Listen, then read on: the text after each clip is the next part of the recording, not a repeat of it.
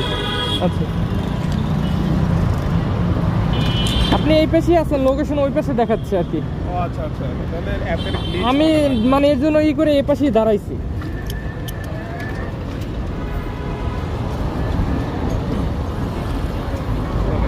সম্মিলিত হসপিটাল। ওকে,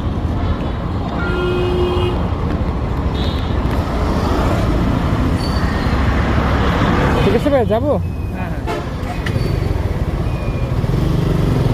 একবারে নদীর বাজার থেকে ডান দিয়ে চলে যাবে, ওইটাই ভালো হবে। ঠিক আছে,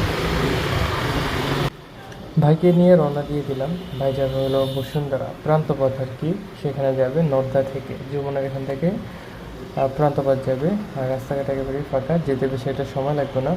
আর রাইড শেয়ারিং সম্পর্কে অনেকেই জানতে চাচ্ছেন, অনেকে কমেন্ট করেন, অনেকে কী বাইক কিনবেন বা কোন বাইক দিয়ে রাইড শেয়ার করলে ভালো হবে, সব কিছু জানতে পারবেন আমার ভিডিওগুলো দেখেন। আসলে আশা করি আমি যতটুকু আমার এক্সপিরিয়েন্স আছে শেয়ার করব। পাশাপাশি আপনারা যারা পার্ট টাইম রাইড শেয়ারিং করেন, এইসব সম্পর্কে জানতে চাচ্ছেন, ফুল টাইম না করে অনেকে পার্ট টাইম করতে যাচ্ছেন, সব কিছুই জানতে পারবেন। আমার পেজটিকে ফলো দিয়ে সাথে থাকবেন, কারণ নতুন নতুন ভিডিওতে সব কিছু আপডেট পাবেন। আর আমরা যে এখন রাইড দিব ঢাকা শহরে, খুবই বাজে অবস্থা, তেল পাওয়া যাচ্ছে না। তেল নিয়ে খুবই সংকট, তেল হইলে ঢাকা শহরে খুবই ভালো রাইড দেওয়া যেত এই কয়টা দিন। আর দেখতে দেখতে চলে আসলাম গুলশান 2-এ। দেখছেন কোনো সিগন্যাল নাই, কিচ্ছু নেই, রাস্তাঘাট ফুল ফাঁকা। কে কে রাইড দিতেছেন ঈদের পরে জানাবেন, কমেন্ট বক্সে জানাবেন কেমন লাগছে রাইড দিয়ে। আর নতুন কোনো রাইডার আছেন কি না, কী অবস্থা, আপনাদের কোনো অসুবিধা আছে কি না, তাও তার সম্পর্কে যদি কোনো সমস্যা থাকে জানাবেন।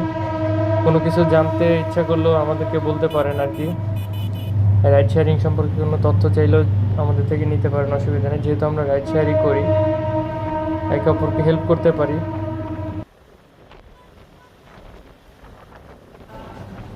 যাই হোক, আপনারা যারা আমার ভিডিওগুলো দেখেন অবশ্যই কিন্তু একটি ফলো দিয়ে রাখবেন, কারণ পরবর্তী ভিডিও দেওয়ার সাথে সাথে কিন্তু আপনারা পেয়ে যাবেন। আর রাইড শেয়ারিং সকল সম্পর্কে কিন্তু আমি বলে থাকি, মানে কতটুকু সারাদিনে কত কিলোমিটার গাড়ি চালাই, তাও কিন্তু অনেক সময় দেখিয়ে দিই, কত টাকা ইনকাম করলাম, কোথায় গেলে রাইড পাওয়া যাবে, এইসব সম্পর্কে জানতে চাইলে অবশ্যই পেজটিকে ফলো দিয়ে সাথে থাকবেন। অনেক সময় আপনারা আরও নতুন রাইডাররা কিন্তু ভাড়া সম্পর্কে জানেন না, আমাদের কিন্তু দেখলে বা ভিডিওগুলো দেখলে আপনারা বুঝতে পারবেন আসলে কিলোমিটারের একটা মাপ আছে, যে 5 কিলোমিটার 10 কিলোমিটার। অনেক সময় লোকাল ট্রিপ পেয়ে যান, তো সেক্ষেত্রে ভাড়াটা অনুমান করতে পারেন না, তখন গুগল ম্যাপে আমরা আসলে সার্চে দেখি কত কিলোমিটার, বা আমাদের একটা আইডিয়া হয়ে যায়, যারা রাইড শেয়ার করে তখন কিন্তু তাদের একটা আইডিয়া হয়ে যায়। তো আমরা কিন্তু সেই অনুযায়ী আর কি ভাড়াটা নিয়ে থাকি, 5 কিলোমিটার 10 কিলোমিটার হইলে একটা নির্দিষ্ট ভাড়া নিয়ে থাকি। যার ধরেন আমরা